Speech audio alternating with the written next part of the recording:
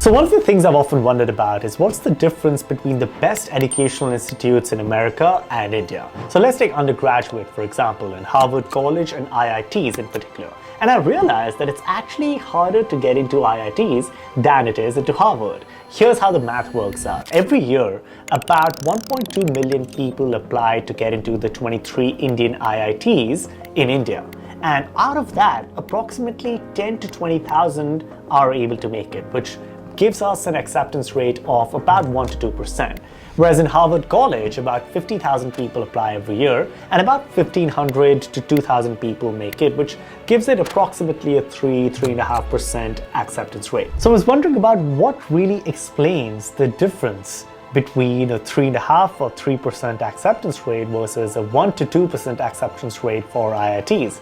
And I realized that it really boils down to three key elements that teach us the philosophical and fundamental differences in the approaches to Indian educational institutions and American educational institutions. Here's one: holistic evaluation.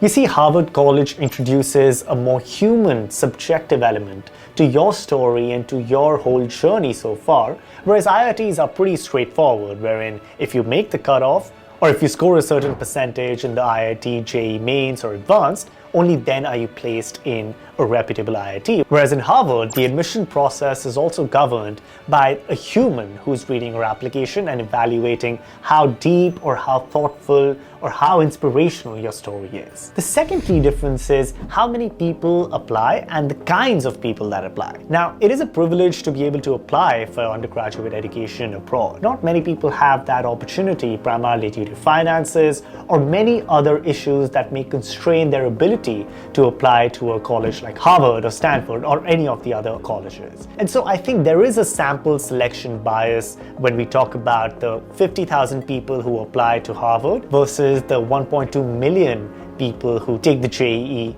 every year. So I think that's the second key difference that we need to understand, which is the context of the applicants who apply for undergraduate education to the US and those who apply in India. And finally, the third key element that really explains this discrepancy is the preference of career choice of most applicants. Chances are that if you're applying for IITs, you have been into engineering or you have an inkling of where you want to be, which is somewhere in tech.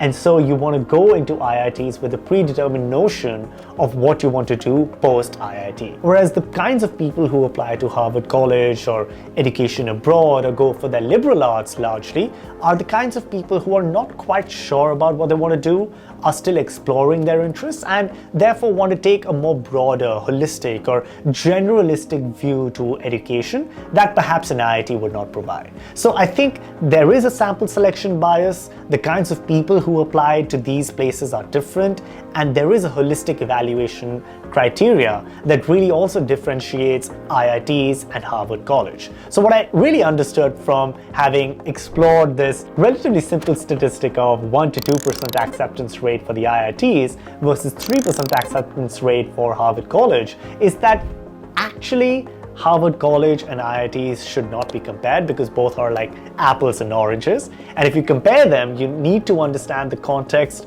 nuance, and the specific instances which make the whole applicant pool very different for both of these colleges.